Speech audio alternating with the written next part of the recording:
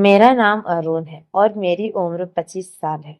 मेरे परिवार में मेरे माता-पिता के अलावा हम सिर्फ 2 भाई थे। मुझसे बड़े मेरे भाई एक भैया थे, जबकि मेरी कोई बहन नहीं थी।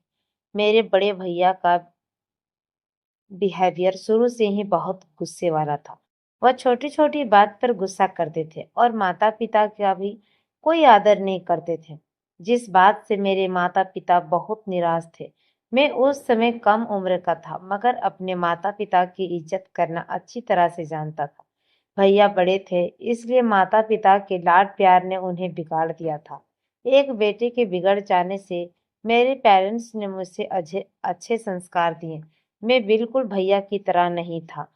मेरा बिहेवियर बहुत शांत और नरम था।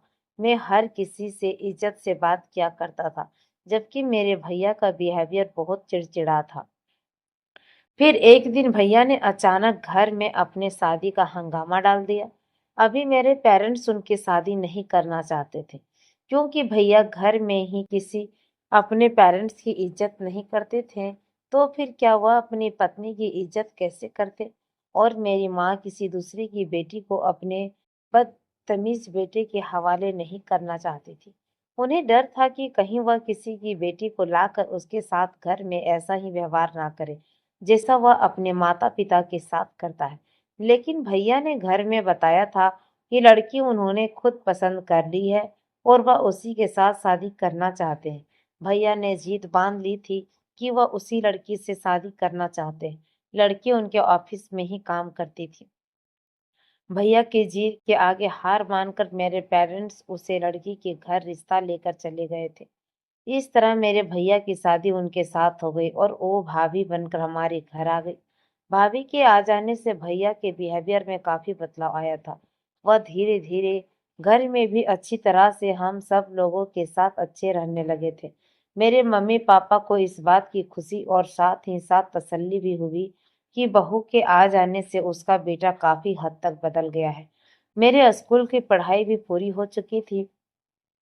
अब मुझे कॉलेज में एडमिशन लेना था। मैं ज़्यादातर अपनी पढ़ाई में ध्यान रखता था।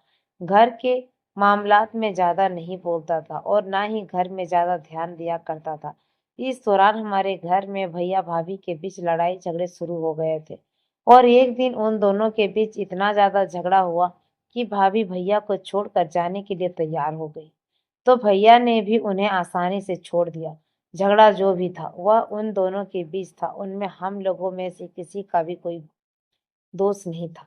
मम्मी-पापा उन्हें समझाने की बहुत कोशिश कर रहे थे, मगर दोनों में से कोई भी समझने के लिए तैयार नहीं था।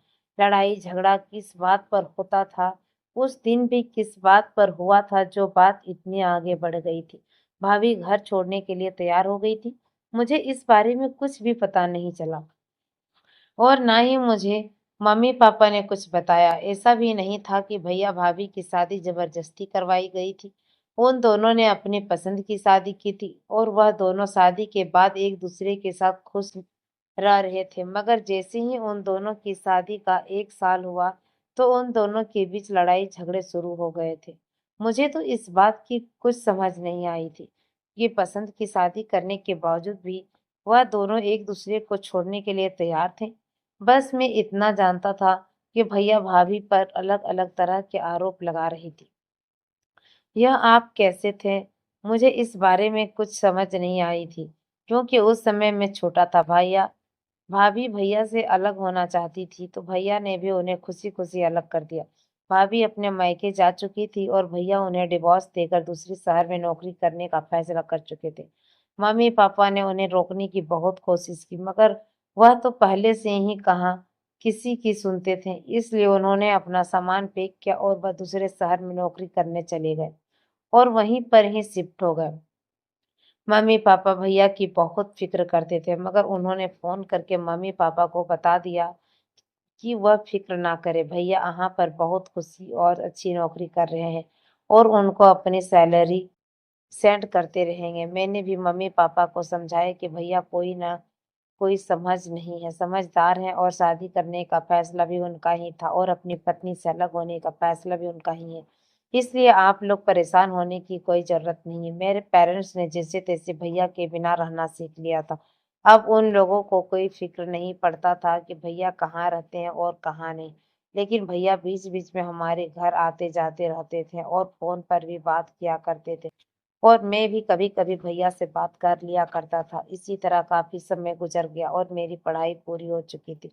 अब मुझे किसी अच्छी नौकरी की तलाश थी। एक दिन भैया की कॉल पापा के पास आई और फिर उन्होंने हम सभी के हाल-चाल लिए। उनके बाद उन्होंने हमें एक ऐसी खबर सुनाई थी जिसे सुनकर हम सब लोग दंग रह गए। पापा ने भैया को मेरी नौकरी के बारे में बताया था कि मैं किसी अच्छी नौकरी की तलाश कर रहा हूँ और पहले किसी कंपनी में जॉब करने के बाद एक्सपीरियंस लेना चाहता हूँ। उसके बाद ही मैं सैलरी की बोझ पर नौकरी करूँगा। तो भैया ने पापा की बात पर कहा कि आप वरुण को मेरी जगह मेरी पोस्ट पर भेज दो क्योंकि मैं कुछ दिनों के लिए बिज़नेस के सिलसिले में हमारी कंपनी की टीम कनाडा जा रही है। मुझे वहाँ पर कुछ दिन लग जाएँगे, इसलिए अगर अरुण चाहे तो मेरी जगह मेरी कंपनी में काम कर सकता है। मुझे वहाँ से आने में लगभग 3-4 महीने लग जाएँगे। इतने दिनों में तो अरुण को आराम से झगड़ा मत करो आपस में हो जाएगा। फिर भैया ने बताया कि वैसे भी मेरी अभी नई-नई शादी हुई है और मैं अपनी पत्नी को इस शहर में अकेले छोड़कर नहीं जा सकता। ये बात सुनकर तो पापा चौंक गए थे। उन्होंने कहा, "क्या तुमने दूसरी शादी कर ली है?" पापा के सवाल पर भैया शर्मिंदा हुए और कहने लगे, "जी पापा, मैंने दूसरी शादी कर ली है। माफ़ करना, मैंने आपको इस बारे में नहीं बताया, मगर अभी मेरी शादी को सिर्फ 15 दिन ही हुए हैं। लड़की बहुत अच्छी और संस्कारी है, उसके साथ मेरी ज़िंदगी का अच्छा गुज़ार हो रहा है और इसी तरह की है कि हम दोनों एक-दूसरे के साथ बहुत खुश रहते हैं।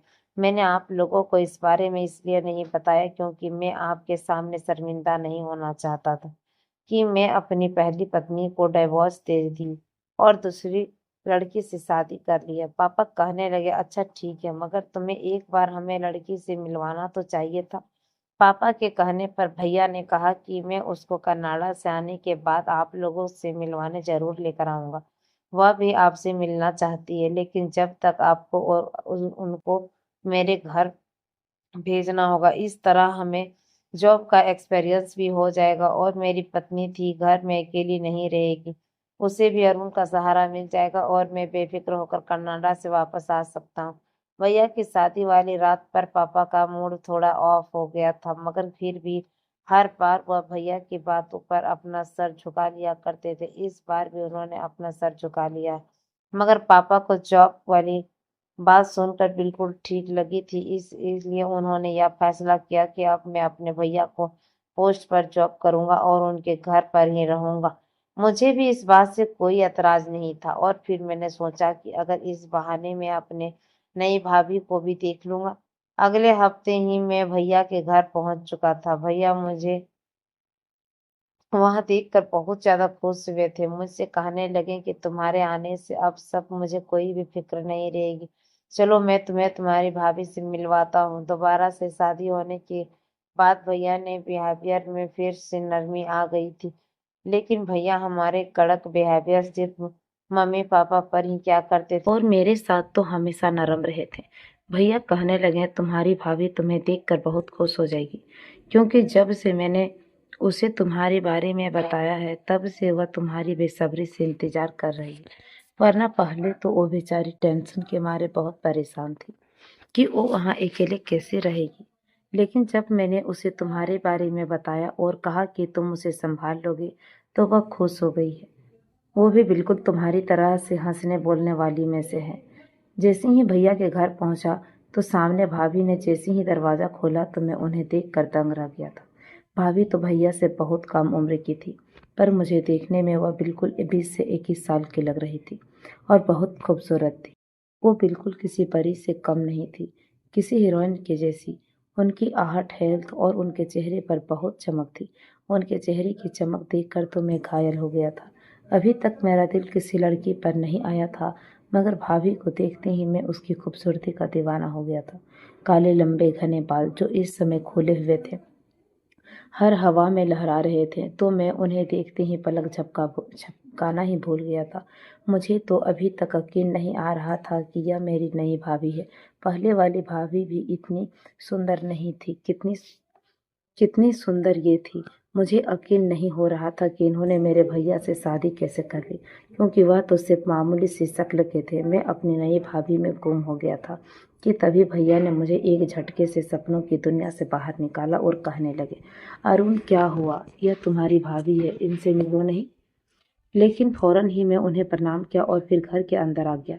भाभी मेरे लिए चाय पानी का इंतजाम करने लगी, लेकिन मैं बार बार नजर चुराकर उनकी तरफ ही देख रहा था, क्योंकि मैं इस बात को हजम ही नहीं कर पा रहा था कि मेरे भैया को, जो के लगभग 32 साल के हो गए थे, भाभी की शादी तो सिर्फ 22 या 23 साल की उम्र के लड़के से होने चाहिए थी, और उन्होंने अपने से दुगुने उम्र के लड़के से शादी कर लिए, जो कि पहले से भी एक शादीशुदा रह चुका है। मैं मन ही मन में सोचने लगा कि हो सकता है कि भाभी की भी उम्र इतनी ही हो जितनी कि भैया की, लेकिन उन्होंने अपने इतने अच्छे से ख्याल रखा हुआ था कि सिर्फ 21 से 22 साल की ही लड़की के जैसा दिख रही थी।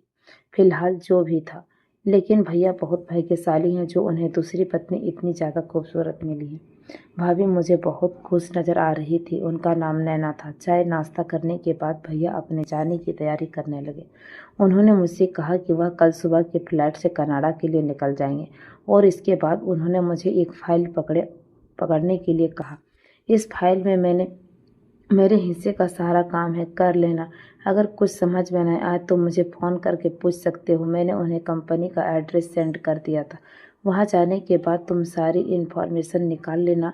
वहाँ मैं तुम्हारे बारे में सारी बातें कर ली है। वहाँ जाने के बाद तुम्हें कोई दिक्कत नहीं होगी, बस आराम से अपनी नौकरी ज्वाइन कर लेना। भैया की बात सुनते ही मैं बहुत ज़्यादा खुश हो गया। इसके बाद भैया मुझसे कहने लगे कि देखो अरुण, मैं यहाँ पर सिर्फ तुम्हारे भरोसे पर ही तुम्हारी भाभी को छोड़ कर जा रहा हूँ।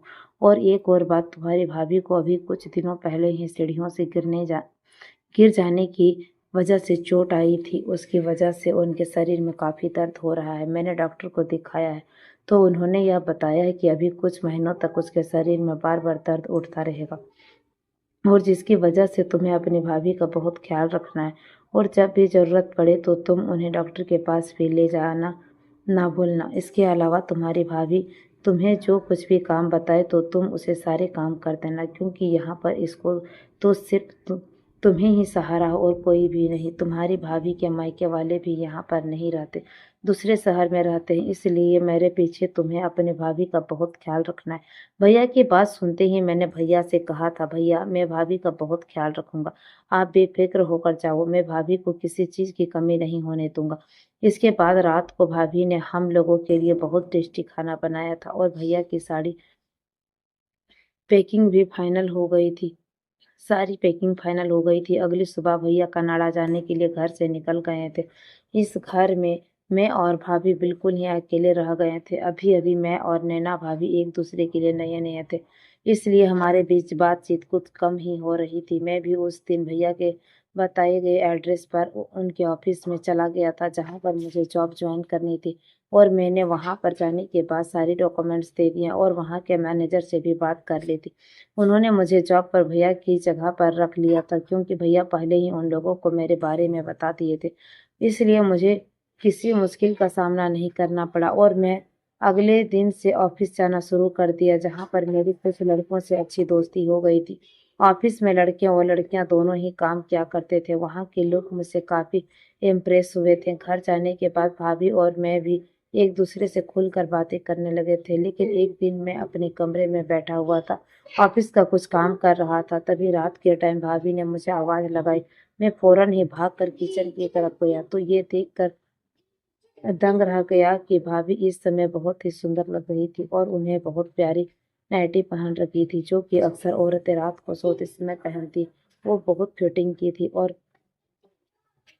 सिलसिलेवार की थी। उससे उनका शरीर की खूबसूरती झलक रही थी। मैंने फौरन ही भाभी को देखकर अपनी नोजों को दूसरी तरफ घुमा लिया। भाभी मुझसे कहने लगी, अरुण क्या तुम कॉफी पियोगे? मैं इस समय अपने लिए कॉफी बना रही थी, सोचा तुमसे भी पूछ लूं।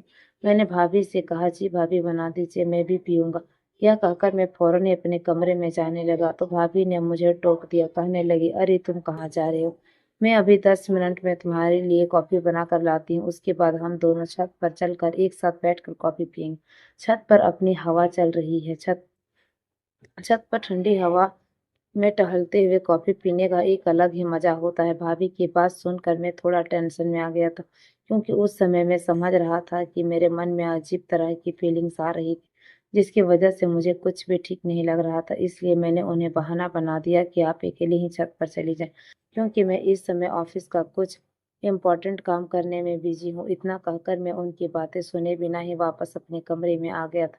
थोड़ी देर बाद भाभी कॉफी का मग लेकर मेरे कमरे में ही लेकर आ गई, लेकिन वह जैसे ही मुझे कॉफी देने लगी तो थोड़ी ही कॉफी मेरे कपड़ों पर गिर गई, जिससे वह घबरा गई और मेरे करीब आकर उसे साफ करने लगी। पर उन्होंने जब यह कुछ सब कुछ किया तो मैं मुझे टच हो रही थी। इस समय मेरे मन में उनके लिए एक अजीब सी फीलिंग्स का लहर उठ गई थी। मैं फौरन ही भाभी के पीछे हट गया और मैंने उनसे कहा, भाभी आप फिक्र मत कीजिए, मुझे कुछ भी नहीं हुआ है, आप अपने कमरे में आराम से जाकर सो जाइए। मैं फौरन ही वॉशरूम में चला गया। मैंने खुद को समझाया कि वह मेरी भाभी है, भले ही वह मेरी ही उम्र की क्यों ना हो, लेकिन भाभी तो माँ समान होती है। मुझे उनके लिए अपने मन में किसी तरह का कोई गलत ख्याल नहीं रखना चाहिए। इसके बाद ऑफिस की छुट्टी वाले दिन भाभी और मैं शॉपिंग पर गए थे, पर मैंने अपने लिए कुछ भी कपड़े ले लिए थे और भाभी ने भी। और इस दिन मुझे पता चला कि भाभी की उम्र सच में 21 साल की, क्योंकि मैंने बातों ही बातों में उनसे पूछ ही लिया कि आपको भैया कहाँ मिले थे। तो उन्होंने कहा, दरअसल तुम्हारे भैया ने मेरी जान बचाई थी। एक दिन मेरे एक्सीडेंट हो गया था और तुम्हारे भैया मुझे अस्पताल लेकर गए। फिर वहीं हमारी मुलाकात धीरे धीरे आगे बढ़ने लगी। मैंने एक अनाथ लड़की हूँ और आगे पीछे मेरा कोई भी नहीं है। मैं बचपन से ही अपने चाचा चाची के घर में रही हूँ, लेकिन वह लोग मेरे साथ बहुत ही बुरा बिहेवियर करते हैं। जब मुझे तुम्हारे भैया का साथ मिला तो हम दोनों मैंने शादी करने का फैसला कर लिया। मुझे तुम्हारे भैया के बारे में पता है कि उनकी एक डिवोर्स हो चुकी है, मगर मैं उन्हें पसंद करने लगी थी और वह भी मुझे पसंद करते थे। तो फिर मैंने बिल्कुल भी देरी नहीं की और तुम्हारे भैया के साथ शादी करके अब मैं एक खुशहाल जिंदगी जी रही हूँ। उन्होंने तुम्हारे घर वालों को हमारी शादी का इसलिए नहीं बताया था कि कहीं उन्हें बुरा ना लग जाए कि उनके बेटे ने एक अनाथ लड़की से शादी की है और बिना दान दहेज के बहू घर ले आए। मैंने भाभी से कहा कि हमारी फैमिली ऐसी नहीं है, मैंने मम्मी पापा बहुत अच्छे लोग हैं, मगर आपने बहुत अच्छा किया कि मेरे भैया थोड़े कड़क बिहेवियर कैसे हैं, मगर आपसे शादी करने के बाद बहुत नरम पड़ गए हैं। भाभी कहने लगी, हाँ तुम्हारे भैया मुझसे शादी करने के बाद बदल गए हैं, मेरा बहुत ख्याल रखते हैं। देखो ना, यहाँ से जा रहे थे लेकिन फिर भी उन्हें मेरी कितनी फिक्र थी कि मेरा ख्याल रखने के लिए तुम्हें यहाँ पर छोड़ गए। बाकी सब कुछ तो ठीक चल रहा था, लेकिन ना जाने क्यों मैंने एक चीज नोटिस की थी कि जब से भैया कनाडा गए थे तब से भाभी घर में नए नए कपड़े पहन कर आ रहती थी।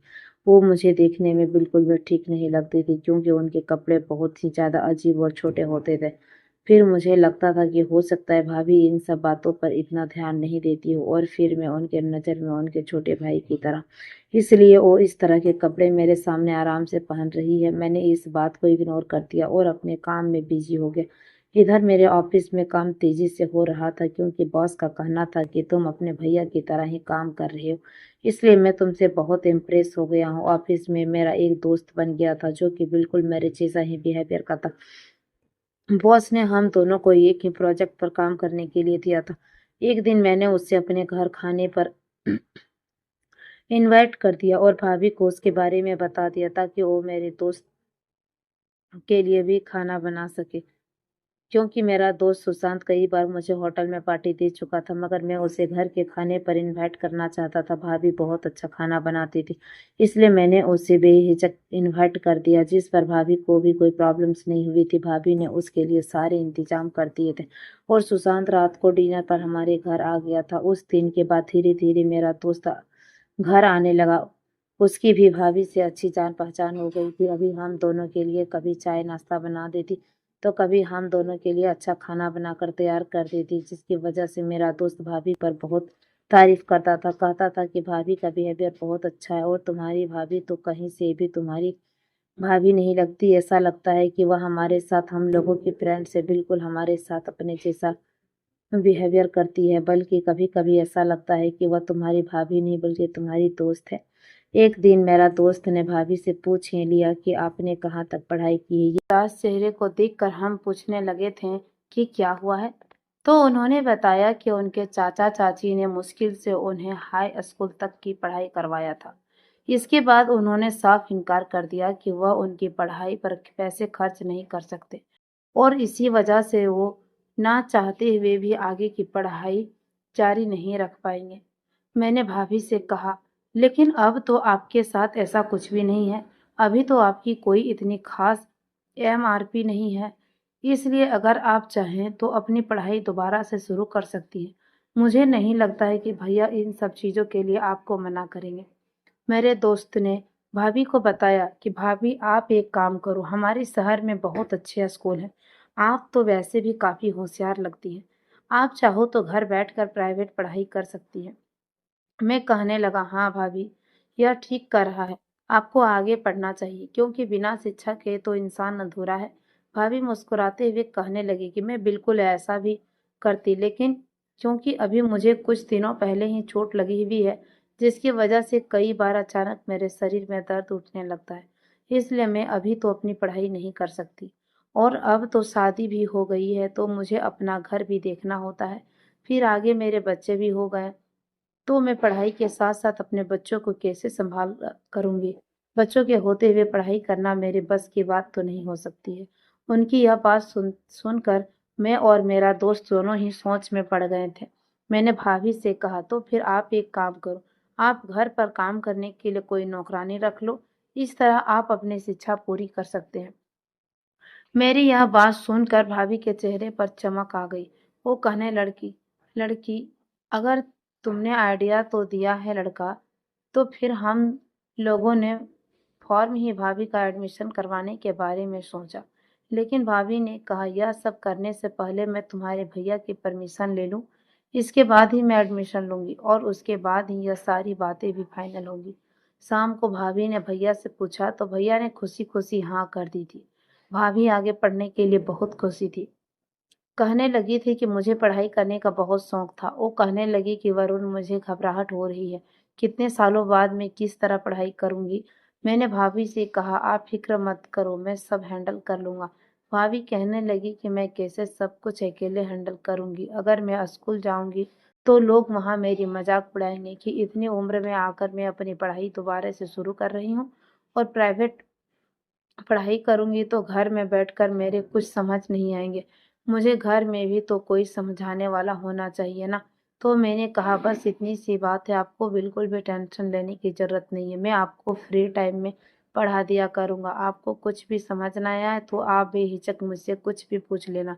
ये सुनकर भाभी बहुत खुश हो गई थी। मैंने भाभी का एडमिशन प्राइवेट स्कूल में करवा दिया था, जहाँ पर उन्हें जाने की ज़रूरत नहीं थी और एक नौकरानी से भी बात कर ली थी, मगर वह अभी कुछ दिन बाद आने के लिए कह रही थी। वह हमेशा से भाभी की पढ़ाई में मदद कर दिया करता था और मेरा दोस्त भी कभी-कभी घर पर आ जाता था। हम तीनों एक साथ घूमने के लिए चले जाते थे, कभी डिनर पर जाते थे तो कभी शॉपिंग मॉल में। हम तीनों के बीच बहुत अच्छी दोस्ती होने लगी थी। मेरे घर पर भी बात होती थी कि मैं अभी मम्मी-पापा को वही बताता था कि भाभी बहुत अच्छी है और बिल्कुल मेरे अपने छोटे भाई की तरह ख़्याल रखती है, जिस पर मेरे मम्मी-पापा मेरे तरफ से बेफ़िक्र हो जाते थे। एक रात भाभी ने अचानक ही मुझे फ़ोन करके अपने कमरे में बुलाया। जब मैं उनके कमरे में पहुँचा तो वो मुझसे कहने लगी कि मेरा कमर में बहुत तेज़ दर्द हो रहा है और डॉक्टर ने उन्हें तेल दिया है जिसके उनके शरीर पर मालिश की जाती है। जब भैया थे तो वे उनकी अच्छी तरह से मालिश कर दिया करते थे, लेकिन अब तो वह यहाँ पर नहीं है और भाभी का हाथ उनके कमर तक नहीं पहुँच पाता है। इसलिए मैं इस तेल से उनकी मालिश कर दूँगा। मैंने फ़ौरन ही उनके हाथों में तेल लिया और उनकी मालिश करना शुरू कर दी, लेकिन ना जाने क्यों जब मैं उनकी मालिश कर रहा था तो तिरछी से कहा कि मुझे भी बहुत अजीब तरीके से देख रही थी। मैंने इसलिए फटाफट उसकी मालिश की और फिर बहाना बना दिया, मुझे बहुत तेज़ नींद आ रही है इसलिए मैं सोने के लिए जा रहा हूँ। इतना कहकर मैं फ़ौरन ही उठकर वापस अपने कमरे में आ गया था। मैंने धीरे-धीरे अपना नोटिस किया था कि भाभी मुझे अपना हर छोटा-मोटा काम करवाती है। जैसे कभी कहीं जा रही है तो कभी अपनी साड़ी के ब्लाउज़ को डोरी मुझसे बंधवाती थी, तो कभी अपने गले में नेकलेस पहनने के लिए कहती थी और कभी रात को अपने कमरे में बुलाकर अपनी नाइटी का हुक लगवाती थी। मेरे कमरे पर मेरे कमर पर हाथ नहीं जाता, वैसे इन चीज़ों में कोई खराबी नहीं थी क्योंकि अगर मैं वहाँ था तो उनकी मदद कर सकता था, लेकिन वह भी मुझसे जो काम करवाती थी, इस समय वह मेरे करीब आने की कोशिश करती थी और मुझे अजीब तरह से देखा करती थी, जिससे मुझे बहुत घबराहट होने लगी थी और उन पर शक भी होने लगा था कि कहीं भाभी के मन में कुछ और तो नहीं चल रहा है। इस समय में अब उनसे दूरी बनाने लगा था और बहुत ही कम बातचीत करने लगा था। वह हमेशा मुझसे कहती थी कि मैं तुम्हें भाभी ना कहूँ, बल्कि उनका नाम लेकर बुलाया करूँ क्योंकि वह मेरी ही उम्र की है, लेकिन मैंने मना कर दिया था। आप मेरी भाभी हैं और मैं आपको बहुत इज़्ज़त करता हूँ, मैं आपको नाम नहीं ले सकता। एक रात बहुत तेज़ बारिश हो रही थी, तभी मेरे कमरे के दरवाजे पर दस्तक होने लगी। बाहर तूफ़ान आया हुआ है और दरवाजे पर भाभी थी। भाभी मेरे कमरे में आ गई और मुझसे कहने लगी, मैं आज रात यहीं पर सो जाऊंगी क्योंकि बाहर बादल गरज रहे हैं और उनकी आवाज़ से मुझे बहुत डर लगता है और घबराहट की वजह से मुझे नींद नहीं आ रही है। उनकी बात सुनकर मैं डर गया था। यही सोचने लगा था कि भाभी मेरे कमरे में सोएगी तो वह भी सारी रात के लिए, तो फिर ना जाने क्या होगा। मैंने भाभी से कह दिया, आपको इतनी बड़ी होकर डर लगता है? आपको डरो मत, मैं आपके बराबर वाले कमरे में ही हूँ। अगर आपको किसी भी चीज़ की ज़रूरत हो तो आप मुझे बता देना। अपने कमरे में आराम से सो सकती हो। लेकिन भाभी ने मेरी कोई बात नहीं सुनी और वह फ़ौरन ही मेरे बेड पर आके लेट गई। एक तरफ खड़े होकर उन्हें देखता जा रहा था। फिर वो मुझसे कहने लगी, अरे तुम वहाँ पर क्यों खड़े हो? आओ तुम भी इधर ही लेट जाओ। उनकी इस बात से मुझे बहुत ज़्यादा अजीब महसूस होने लगा था। मुझे कुछ भी समझ नहीं आ रहा था कि मैंने उन उसने कहा कि अब तो मैं जाग ही गया हूँ, इसलिए कुछ देर में ऑफिस का काम कर लूँगा। उसके बाद मैं बहाने बनाने के लिए चुपचाप अपना लैपटॉप लेकर बैठ गया था और इस बात का इंतज़ार करने लगा कि भाभी कब गहरी नींद में सो जाएगी। थोड़ी देर बाद मुझे लगा कि वह अब सो चुकी है, तो मैं धीरे से उठकर सोफ़े पर लेट गया। अगले दिन भाभी ने सुबह उठकर मुझसे इस बात की शिकायत की कि मैं सोफ़े पर लेटकर क्यों सोया हूँ और मैं क्यों उनकी वजह से इतना परेशान हुआ। वो बहुत ही ज़्यादा फ़िक्र जताने लगी कि अरुण तुम मेरी वजह से सारी रात ठीक से सो नहीं पाए। लेकिन मैंने उनसे कहा कि ऐसा कुछ भी नहीं है। अब मैंने भाभी से बातचीत करना बहुत ही कम कर दिया था। ज़्यादातर मैं अपने काम से काम ही रखता था, जिसकी वजह से वह बहुत अब शिकायत करने लगी थी। वरुण तुम अब पहले की तरह बिल्कुल भी नहीं रहे। अब तो तुम मुझसे ज़्यादा बात भी नहीं करते हो और ना ही मुझे कहीं घुमाने-फिराने के लिए लेकर जाते हो। मैंने भाभी से कह दिया कि दरअसल मेरे ऑफ़िस में काम का लोड ज़्यादा है, इसलिए मैं थोड़ा बिज़ी चल रहा हूँ और यही वजह है कि क्या मैं आपके लिए समय नहीं निकाल पाऊँगा। I am sorry. यह कहकर मैं वापस अपने कमरे में आ गया था और अंदर से दरवाज़ा बंद कर लिया। लेकिन उसी रात एक बार फिर से अपने कमरे में भाभी ने मुझे बुलाया था और मुझसे अपने कमर का मालिश करवाने के लिए कहने लगी। मैं जैसे ही उनके मालिश करने लगा, थोड़ी देर के बाद अचानक वो उठकर बैठ गई। फिर कहने लगी, मुझे अभी तक तुम्हें यह नहीं बताया है कि तुम्हें सबसे ज़्यादा क्या पसंद है। तो मैंने उनसे कहा, दरअसल मुझे तरह-तरह की बुक्स पढ़ना बहुत अच्छा लगता है। हॉर्स राइडिंग करना भी बहुत पसंद है। उन्होंने मुझसे सवाल किया तो इसलिए मैंने भी उनसे पूछ ही लिया कि आपको क्या-क्या पसंद है? वो मेरी तरफ अजीब तरीके से देखकर कहने लगी, मुझे भी पसंद है बुक्स पढ़ना और भी वगैरह-वगैरह। मैंने उनसे कह दिया कि अरे वाह! आपकी ये पसंद तो मेरी पसंद से मिलती-जुलती। इस समय वो अजीब-सी मुस्कुराहट फैल रही थी। इससे तो मेरे पूरे शरीर में ही घबराहट दौड़ रही थी। मैं पसीने में भीग चुका था और मेरे और उसके बीच एक अजीब-सा सन्नाटा हो गया था। वो बार-बार इशारे से मुझे समझाने की कोशिश करने लगी, जिसे मैं बहुत अच्छे से समझ में भी लगा था और मैंने अपने आपा खो दिया। मैं उन पर ज़ोर से चिल्लाया कि भाभी आप मुझसे यह किस तरह की बातें कर रही हैं? ऐसा कहने पर भाभी थोड़ा-सा घबरा गई और कहने लगी, अरुण तुम शायद मुझे गलत समझ रहे हो, मेरा वह मतलब नहीं था। मैंने गलती से कहा, मुझे नहीं लगता कि मैं आपको गलत समझ रहा हूँ। कहकर मैं उनके कमरे से बाहर निकल आया। मुझे उन पर बहुत गुस्सा आ रहा था। मुझे समझ नहीं आ रहा था कि भाभी ने मुझसे इस तरह की बातें कही और मुझे इस तरह का इशारा क्यों किया। अब मुझे भाभी की हरकतें कुछ ठीक नहीं लग रही थी। उस दिन के बाद तो मैंने भाभी से और भी ज़्यादा बातचीत करना बंद कर दी। हालाँकि उन्होंने मुझे मनाने की बहुत कोशिश की और मुझे बार-बार यह समझाने लगी कि ऐसी कोई बात नहीं है, जिसे तुम समझ रहे हो, पर फिर भी मैंने उनसे झूठा दिखावा कर लिया था कि ठीक है, मैंने उनकी बात मान ली है और उन्हें माफ़ कर दिया। एक दिन ऑफिस में अचानक ही मेरी थोड़ी तबीयत खराब हो गई और जब मैं जल्दी घर वापस लौट आया तो यह देखकर दंग रह गया कि फिर भाभी के कमरे में मेरे दोस्त सुशांत के हंसने की आवाज़ आ रही थी। सुशांत ने तो आज ऑफिस से छुट्टी ले ली हुई थी और उसने बताया था कि आज उसे अपने फैमिली के साथ कहीं दूर रिश्तेदार की शादी में जाना है, इसलिए वह ऑफिस से छुट्टी ले रहा है। लेकिन वह तो यहाँ पर अकेले भाभी के साथ क्या कर रहा था? भाभी पर तो पहले से ही मुझे शक था, लेकिन अब मेरा दोस्त सुशांत कि मुझसे झूठ बोल रहा था और यहाँ आ गया, इस बात का तो मैं आइडिया भी नहीं लगा सकता था। अभी मैं चुपचाप खड़ा होकर उनकी बातें सुनने लगा। वह दोनों मेरी ही मजाक बना रहे थे। भाभी कहने लगी कि तुम्हारा दोस्त अरुण तो एक नंबर का बेवकूफ है। मैंने तो उसे ना जाने कितना बार इशारा किया, लेकिन मुझे तो लगता है कि उसमें मर्दों वाली कोई बात ही नहीं है और इसलिए वह हर समय मुझसे छुपा छुपा घूमता रहता है।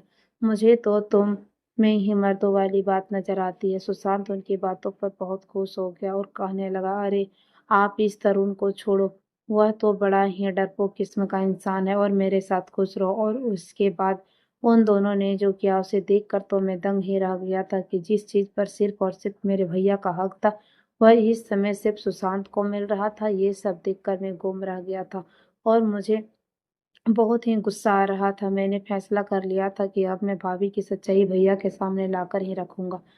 वो मेरे भैया को धोखा दे रही है और मैं ऐसा बिल्कुल भी नहीं होने दे सकता। इसलिए मैंने ही फोन करके भैया को भाभी की एक एक हरकत के बारे में बता दिया, जिस पर भैया पूरी तरह से भड़क गए थे और भाभी के साथ मैं नॉर्मल नॉर्मल रिएक्ट किया करता था। भैया ने 2 दिन बाद आने के लिए कहा था। 2 दिन बाद जैसे ही भैया घर आए तो उन्होंने घर आते ही भाभी को मारना शुरू कर दिया और उनसे कहने वाले कि पागल औरत, मैंने तुमसे अपने भाई का इम्प्रेस करने के लिए कहा था, मगर तू उसके दोस्त के साथ ही मजे लूट रही थी।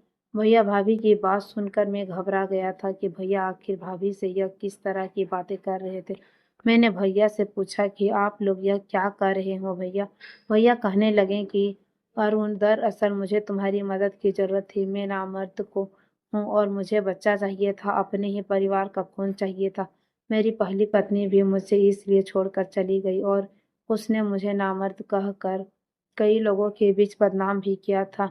तुमसे बेहतर मुझसे अपने परिवार का वारिस पैदा करने के लिए कोई नहीं लगा, इसलिए मैंने तुम्हें बहाने से यहाँ बुला लिया था और मैं चाहता था कि तुम मेरी पत्नी के साथ संबंध बना ताकि मेरी पत्नी तुम्हारे बच्चे की माँ बन सके। इसलिए इसने तो तुम्हारे दोस्त को ही पटा लिया। भाभी भैया से रोते हुए कहने लगे, मैंने तो तुम्हारे भाई को पटाने की बहुत कोशिश की, मगर वो मेरी अदाओं के जाल में नहीं फंसा।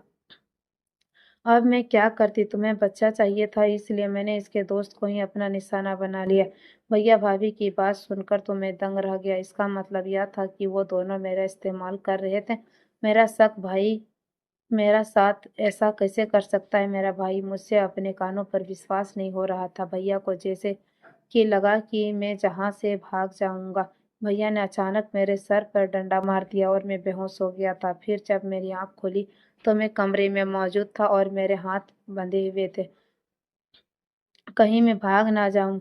मुझे उन दोनों के बाहर से बोलने की आवाज आ रही थी। भैया भाभी से कह रहे थे कि तुम्हें कुछ भी करके इससे औलाद हासिल करना ही है।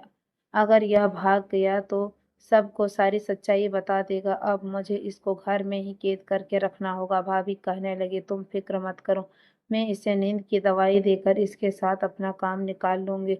उसके बाद सब कुछ ठीक हो जाएगा। उन लोगों की बात सुनकर तो मेरे होश उड़ गए थे। मुझे किसी भी तरह से यहाँ से भागना ही था और इसकी सच्चाई अपने माता-पिता के सामने लाने की थी, क्योंकि वह मुझे बचा सकते थे। मैं खुद को रस्सियों से खोलने की बहुत कोशिश कर रहा था, मगर जैसे ही मैंने खिड़की की तरफ देखा, तो खिड़की से सुशांत खुद कमरे में आ गया और उसने मुझे खोलना शुरू कर दिया। मैंने उनसे कहा कि तुम यहाँ क्यों आए हो? मुझे उस पर बहुत गुस्सा आ रहा था, मगर उसने कहा कि तुम्हारी भाभी बहुत घटिया औरत है। मैं तुम्हारी भाभी से मिलने के लिए दरवाजे तक ही आया था कि मुझे तुम सब लोगों की बातों की आवाज़ आई। तब मुझे पता चला कि तुम्हारी भाभी तो बहुत चालाक औरत है और उसके साथ तुम्हारा भैया भी मिला हुआ है। तुम्हारी जान को खतरा था, इसलिए मैं तुम्हें बचाने के लिए आया हूँ। सुशांत की बात सुनकर मेरे दिल में उसके लिए मोहब्बत बढ़ गई, क्योंकि मैं उस दिन के बाद से उससे नफरत करने लगा था। उसने जल्दी से मुझे खोल दिया और हम दोनों वहां से बहुत दूर भाग आए थे। अब मुझे सारी सच्चाई अपने माता पिता को बता रही थी, इसलिए मैंने उनको फ़ोन कर दिया और सब कुछ बता दिया कि उन्होंने मुझे फ़ौरन ही घर आने के लिए कहा है। मैंने अपने दोस्त को थैंक यू बोला और उसे कहा कि मैं अपने घर जा रहा हूँ, मेरे पास इस टाइम समय नहीं है, इसलिए उसने मुझे घर जाने के लिए थोड़े से पैसे दे दिए। मैं जैसे ही अपने घर आया तो मेरे पेरेंट्स ने भैया को फ़ोन करके उससे सारे संबंध ख़त्म कर दिए और उसने फ़ोन पर बहुत ज़्यादा लड़ाई झगड़ा हुआ था। मेरे पापा ने कह दिया था कि वह अब भैया की शक्ल तक नहीं देखना चाहते हैं और वह उनको अपनी जायदाद से भी बेदखल कर रहे हैं, क्योंकि अब उनका सिर्फ और सिर्फ एक ही बेटा है और वह भी अरुण।